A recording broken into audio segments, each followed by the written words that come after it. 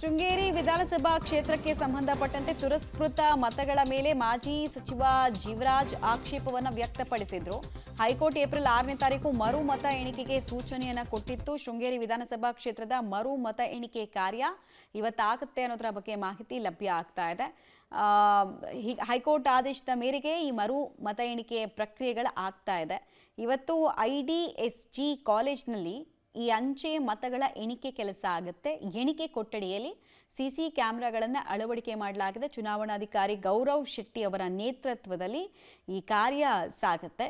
ಹೀಗಾಗಿ ಒಂದು ಕುತೂಹಲ ಅಂತೂ ಇದೆ, ಏನಾಗುತ್ತೆ ಅಂತ. ಅಭ್ಯರ್ಥಿಗಳ ಸಮ್ಮುಖದಲ್ಲೇ ಈ ಕೆಲಸ ಆಗುತ್ತೆ. ತಿರಸ್ಕೃತ ಮತಗಳ ಮೇಲೆ ಆಕ್ಷೇಪ ಆಯಿತು.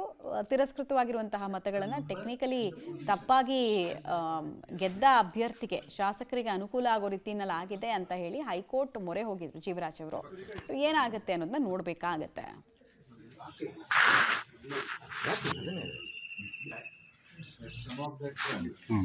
ಇಲ್ಲ ಸರ್, ಬನ್ನಿ ಸರ್.